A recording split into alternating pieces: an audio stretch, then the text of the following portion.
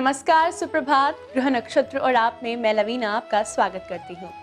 सभी भगवानों में भगवान शिव एक ऐसे भगवान हैं जो अपने भक्तों की पूजा पाठ से सबसे जल्दी प्रसन्न होते हैं और इसी कारण उनका नाम भोलेनाथ पड़ा।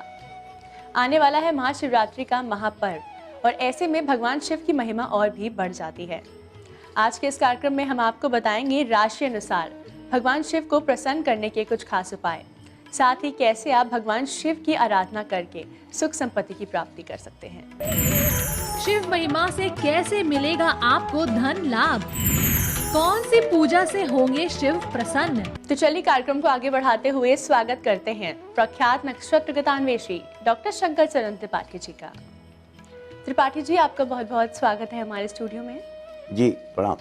त्रिपाठी जी, आने वाला है महाशिवरात्रि का महापर्व, ऐसे में कहीं ना कहीं भगवान शिव की महिमा बढ़ जाती है। हम आपसे जानना चाहेंगे ऐसे में शिव तत्व की पूजा का क्या महत्व है? शिव अनमेयो अजेयो अपौरुषेयो परम पुरुषी पुरुषत्वम प्रकृति तत्वम शिवोहम शिवरूपिक। अजन्मा, अपौरुषेय, अनिवर्चनीय है भी, दिखता नहीं। मायाधीश यानी प्रकृति को अपने नियंत्रण से मायाध्यक्षीण प्रकृति सूयते सचराचरम, जिसकी अध्यक्षता में समस्त ग्रह, नक्षत्र, सूर्य, चंद्रमा, वायु, पृथ्वी, जल और आकाश अपने अपने कार्यों में निमग्न है, वो शिव तत्व। लेकिन सबसे इस शिव तत्व का कि संसार प्रारंभ होता है क्रियाओं से, संचालन से, लेकिन शिव तत्व प्रारंभ होता है स्मशान से। ये अंतर है। संसार में क्रीड़ा करता है मानव चर अचर प्रकृति के स्पंदन में, लेकिन शिव तत्व स्मशाने स्वक्रीड़ा स्मरहर पिशाचा सहचरा चिता भस्मालेपो गरल मसनम दिगपट धरो। जिन चीजों से संसार बचना चाहता है वो शिव तत्व की आवृत्तियां हैं, परिध हैं, शूल हैं, यानी संसार के विनिमय का, व्यतिक्रम का अद्भुत, आश्चर्ययुक्त और अनिवर्चनीय स्वरूप शिव तत्व। त्रिपाठी जी, आज के कार्यक्रम में हम भोलेनाथ की बात कर रहे हैं। हम आपसे जानना चाहेंगे कि भोलेनाथ और माता लक्ष्मी में क्या संबंध है, कैसे हम भगवान शिव को प्रसन्न करके धन संपत्ति की प्राप्ति कर सकते हैं? शिव की आराधना और पूजन लक्ष्मी के निमित्त नहीं हो सकती, क्योंकि लक्ष्मी ब्रह्मांड नायिका, त्रिपुर सुंदरी, विष्णु की भार्या है। लेकिन जहां से विष्णु की पत्नी यानी लक्ष्मी को भी धन प्राप्त होता है, कुबेर, वो देवाधिदेव महादेव का मित्र है। इसलिए जो जातक परान्नमुखी लक्ष्मी को प्राप्त करता है विष्णु से, परान्नमुखी माने बैंक्स में छपी नोट, फिर वो कितने हाथों से गुजर कर आप तक पहुंचती है, यानी पीठ पीछे वो कई लोगों के पास स्पर्श करती हुई तब आपके पास पहुंची है। इसलिए वो परान्नमुखी लक्ष्मी। सुमुखी लक्ष्मी केवल विष्णु के पास है, जब स्वयं लक्ष्मी स्वयं विष्णु के पास सामने खड़ी होती है और स्थिरत्व को प्राप्त है। विष्णु कभी दिवालिया नहीं हो सकती। आर्थिक तंगी से कभी नहीं जूझ सकते। लेकिन शिव तत्व में तस्याम स्थिराम, स्थिर शब्द आ गया लक्ष्मी का, जबकि लक्ष्मी चंचला है, विद्युत प्रवाह है, तरंगिणी है, कभी भी रुक नहीं सकती किसी के हाथ में। लेकिन शिव के आराधना करने वालों में तस्याम स्थिराम रथ गजेंद्र तुरंग युक्ता लक्ष्मी सदैव सुमुखी प्रददाति शंभु। सदैव सुमुखी लक्ष्मी की प्राप्ति होती है शिवार्चन से, शिव पूजन से। लेकिन शिव दुराराध्य तत्व है, दुराराध्य। दुष्कर तो दुष्कर के करोड़ों किलोमीटर ऊपर दुराराध्य है, किसी भी तरह से प्रसन्न न होने वाला।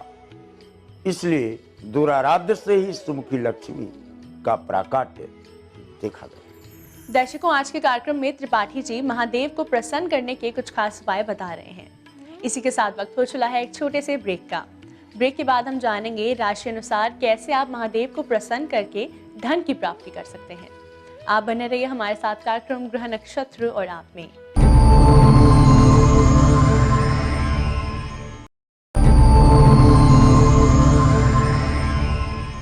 स्वागत है आपका ब्रेक के बाद ग्रह नक्षत्र और आप में। देवों के देव महादेव की पूजा आराधना से कहते हैं सभी मनोकामनाओं की पूर्ति होती है।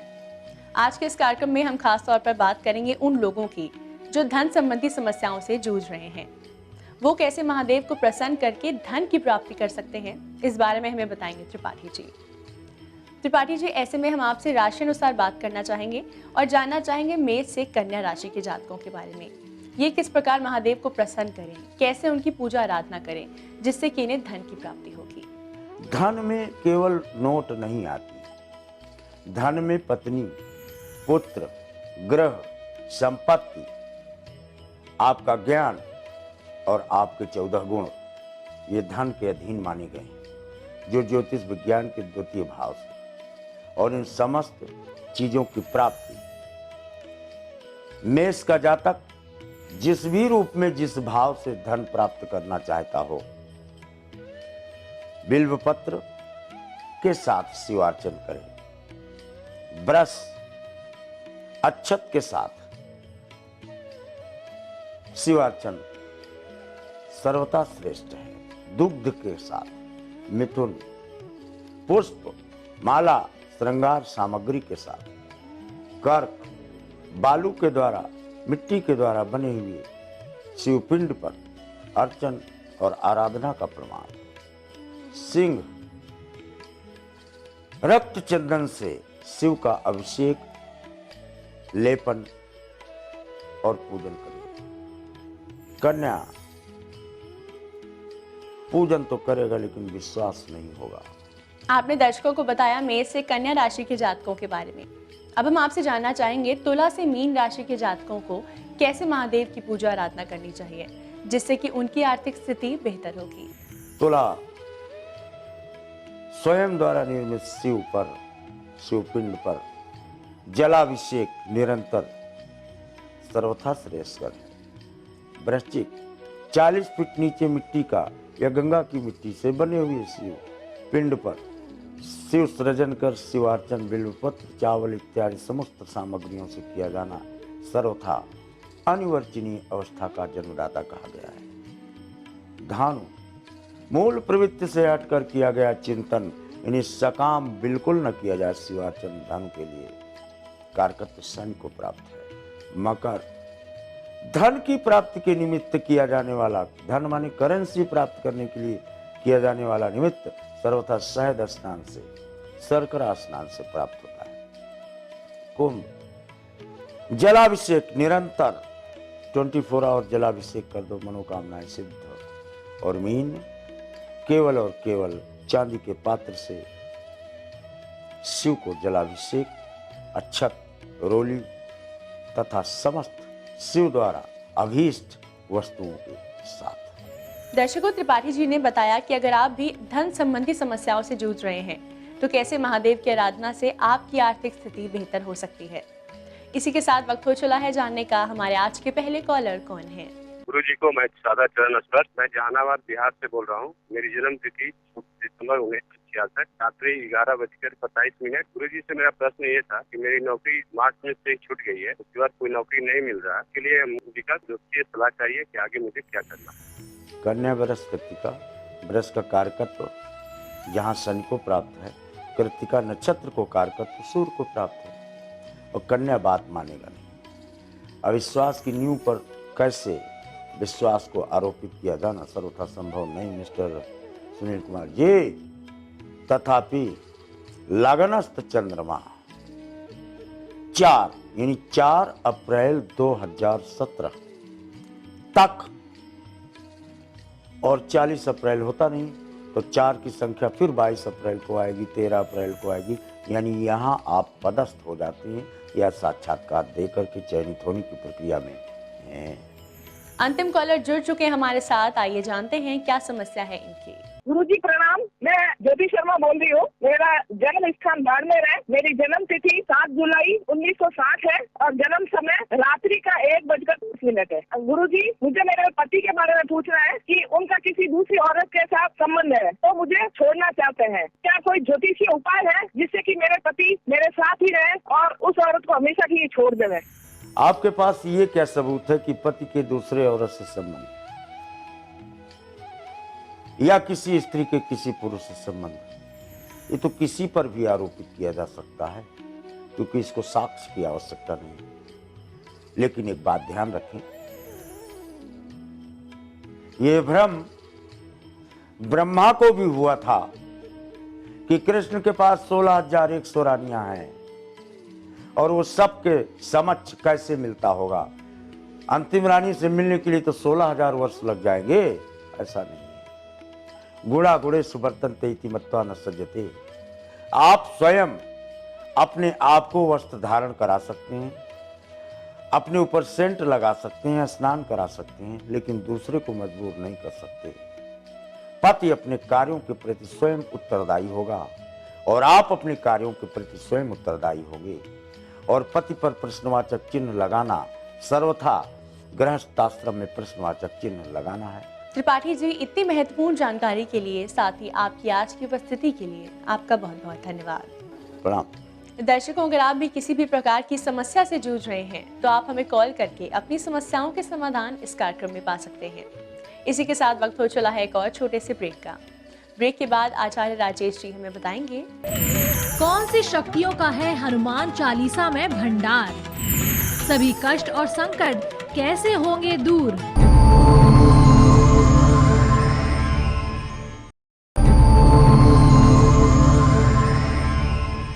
स्वागत है आपका ब्रेक के बाद ग्रह नक्षत्र और आप में। इस समय स्टूडियो में हमारे साथ मौजूद हैं आचार्य राजेश जी। राजेश जी, आपका स्टूडियो में बहुत बहुत स्वागत है। नमस्कार। आज है तारीख 21 फरवरी और दिन है मंगलवार। आइए जानते हैं क्या कहता है आज का पंचांग। फाल्गुन मास कृष्ण पक्ष 10वीं तिथि मंगलवार का आज दिन है। शुभ समय दोपहर 12 बजे से दोपहर 31 तक, राहु काल दोपहर 3 बजे से दोपहर 4:30 तक। आज चंद्रमा रहेंगे धनु राशि में। राजेश जी, आज है मंगलवार का दिन और आज के दिन हनुमान जी की बड़ी महिमा होती है। हम आपसे जानना चाहेंगे कि हनुमान चालीसा के पाठ से हमें किन लाभों की होती है प्राप्ति। इसमें विशेष रूप से आपने चालीसा सभी सुने होंगे। हनुमान चालीसा सुना होगा, शिव चालीसा है, दुर्गा चालीसा है, लक्ष्मी चालीसा, कुल मिलाकर सभी भगवानों के लगभग चालीसा है। इसमें 40 प्रकार के इसमें मंत्र होते हैं, इसलिए इनको चालीसा कहा जाता है और उनके नामों का इसमें विशेष रूप से उल्लेख होता है। साथ ही उनसे मिलने वाली शक्तियों का भी इसमें उल्लेख होता है। यदि हम हनुमान चालीसा की बात करें और हनुमान चालीसा से लाभ की हम बात करें, क्योंकि आज के समय में बिना लोभ के व्यक्ति कुछ नहीं करता है। बहुत कम लोग हैं जो ऐसे भक्ति में उतरते हैं। सामान्य रूप से कहीं आपको कोई परेशानी चल रही हो तो प्रतिदिन 7 बार हनुमान चालीसा का पाठ किया जाता है और यह कार्य 40 दिन तक ही किया जाता है। और 40 दिन तक करने में लड्डू का हम भोग लगाते हैं। लड्डू मोटी रोटी का बनाया जाए या बाटी के लड्डू बनाया जाए, अर्थात इनको चूरमा का लड्डू बोला जाता है। तो प्रतिदिन ये लड्डू चढ़ाए जाते हैं 40 दिन तक। ऐसा करके 7 बार हनुमान चालीसा का यदि आप पाठ करेंगे तो किसी भी प्रकार का असाध्य रोग क्यों ना हो, सब नियंत्रित हो जाता है औषधियाँ लग जाती हैं, व्यक्ति स्वस्थ हो जाता है। लेकिन इस बात का ध्यान रखें, मृत्यु के समय में यह ऐसा लगता है कि व्यक्ति की उम्र ज़्यादा है, वो व्यक्ति बीमार है, तब इस कार्य को नहीं करना चाहिए। अन्यथा व्यक्ति कई बार कोमा में जाते हुए भी देखे गए हैं, जो 6-6 साल तक फिर कोमा में पड़े रहे हैं। इसलिए इस बात का आप विशेष ध्यान रखें। जो उम्र अच्छी है और व्यक्ति को करना है, तभी इस विधि को आप अपनाएं। राजेश जी, अब हम आपसे जानना चाहेंगे मेष से कन्या राशि के जातकों के लिए कैसा रहेगा आज का दिन। मेष राशि वाले व्यक्तियों का आज भाग्य जागृत हो रहा है। प्रतिदिन की तुलना में आज के दिन में आप बहुत सारी परिवर्तन अपने आप में देखेंगे। कुछ संवेदनशीलताएं बढ़ेंगी, तनाव मुक्त रहने का आज आपको प्रयास करेंगे और इसमें लाभ भी आपको अच्छा होगा। वृषभ राशि वाले व्यक्तियों के ग्रह योग अच्छे हैं, लेकिन आज खान पान पर थोड़ा सा नियंत्रण ही रखना होगा, क्योंकि शनि चंद्रमा का अष्टम भाव जब भी चलता है, वात रोगों की अधिकता होती है और उस कारण से व्यक्ति परेशान होता है, लेकिन व्यक्तिगत कार्य संपन्न हो जाएंगे। मिथुन राशि वाले व्यक्तियों के लिए शनि और चंद्रमा हैं सप्तम भाव में, जो पारिवारिक जीवन में कहीं ना कहीं तनाव के संकेत दे रहे हैं। तो परिजनों से बातचीत में थोड़ी सावधानी रखें, उनकी बात को तवज्जो दें, बेहतर होगा। कर्क राशि वाले व्यक्तियों का आज वाणी पर थोड़ा सा संयम रखना होगा। दिन बहुत अच्छा है, अच्छे लाभ मिल रहे हैं, विजयश्री की प्राप्ति हो रही है, लेकिन कई बार हम मजाक किसी व्यक्ति का उड़ा देते हैं, वह भारी पड़ जाता है। आज ऐसा हो सकता है, इसका ध्यान रखें। सिंह राशि वाले व्यक्तियों के लिए ग्रह योग उत्तम है, सूर्य की विशेष कृपा है, विजयश्री की प्राप्ति होगी। प्रमोशन की कहीं स्थिति बन रही होगी तो पक्ष में ही जाएगी। कन्या राशि वाले व्यक्तियों का आज दो तरह की सोच लेकर काम नहीं करना चाहिए। ठोस दृढ़ निश्चय आज जरूरी है और उसके अनुरूप जो भी काम करेंगे उसमें सफलताएं मिलेंगी, और दो नाव पर सवारी करने से नुकसान की संभावनाएं हैं। आपने दर्शकों को बताया मेष से कर्क राशि के जातकों के लिए कैसा रहेगा आज का दिन। अब हम आपसे जानना चाहेंगे कि हनुमान चालीसा के पाठ करते समय हमें किन चीज़ों का खास ध्यान देना चाहिए। हनुमान चालीसा, हम यदि इसके सावधानियों की बात करें, हनुमान जी के मामले में व्यक्ति को सदैव ही थोड़ा सा ध्यान रखना चाहिए, क्योंकि हनुमान जी जिस शक्ति को देते हैं आप में उसको सहन करने की क्षमता भी होनी चाहिए, क्योंकि हम जिस देव की आराधना करते हैं उसकी शक्तियाँ हमें मिलती हैं, और यदि हमारा शरीर उस लायक नहीं हो तो कई बार नुकसान होता है। तो ऐसे समय में हनुमान चालीसा का यदि हम पाठ कर रहे हैं तो थोड़ा सा विशेष इस बात का ध्यान रखें। एक तो ब्रह्मचर्य का थोड़ा पालन करें 40 दिन तक, उससे आपको लाभ बहुत जल्दी मिलता है। और दूसरा, यदि हम किसी व्यक्ति से झूठ बोलते हैं, फरेब करते हैं, तो ऐसे समय में हनुमान जी भी रुष्ट हो जाते हैं, तो उसका भी हमें विशेष ध्यान रखना है। तो जितनी दिनचर्या हमारी बहुत अच्छी होती, खान पान हमारा सुपाच्य साधारण होता है, उतना ही हनुमान चालीसा बहुत जल्दी फलित होता है। और जिस उद्देश्य को लेकर हम इस चालीसा का पाठ 40 दिन तक करते हैं, वह उद्देश्य पूर्ण रूप से सफल होता है। राजेश जी, अब हम आपसे जानना चाहेंगे अंतिम 6 राशियों के बारे में, यानी तुला से मीन राशि के जातकों के लिए कैसा रहेगा आज का दिन।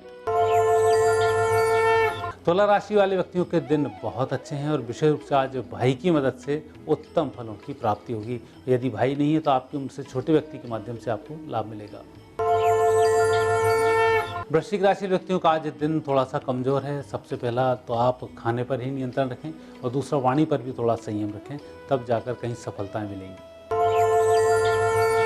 धनु राशि व्यक्तियों के योग संयोग तो अच्छे हैं, लेकिन कुछ कन्फ्यूजन की स्थिति दोपहर में बन सकती है। जिन लोगों से आप मिल रहे हैं, एक तो उनसे बातचीत थोड़ी सी लंबी करें, और जब तक आपके कॉन्सेप्ट क्लियर ना हो जाएं तब तक प्रश्न आप उठाते रहें। ऐसा ना हो कि उसने बोला, आपने सुना, हाँ हाँ करके और आप निकल आए, तो वहाँ आपको नुकसान हो सकता है। बात क्लियर करें, बेहतर होगा। मकर राशि व्यक्तियों का दिन बहुत अच्छा है। दिन थोड़ा सा खर्चीला जरूर है, लेकिन आपके काम बनेंगे, मन प्रसन्न रहेगा। कुंभ राशि वाले व्यक्तियों को अच्छे लाभ मिलेंगे। आज आपको आपके अधीनस्थ लोगों के माध्यम से अच्छे फायदे के योग बनते हैं, लेकिन जो भी काम आप कर रहे हैं अपनी दम पर ही करें, अच्छा होगा। मीन राशि व्यक्ति अपनी तरक्की के संबंध में जितने भी प्रयास कर रहे हैं, सभी प्रयास सार्थक होने वाले हैं, लेकिन आज आपको मेहनत अधिक करनी होगी। उसके परिणाम आने वाले समय में प्राप्त होंगे। जब आप घर से निकलें, अपने भगवान को मिष्टी का भोग अवश्य लगाएं। आपकी आज की उपस्थिति के लिए राजेश जी आपका बहुत बहुत धन्यवाद। धन्यवाद। दर्शकों, इसी के साथ वक्त हो चला है आज के एपिसोड को यहीं समाप्त करने का। कल फिर आपसे मुलाकात होगी इसी समय इसी चैनल पर। तब तक के लिए नमस्कार।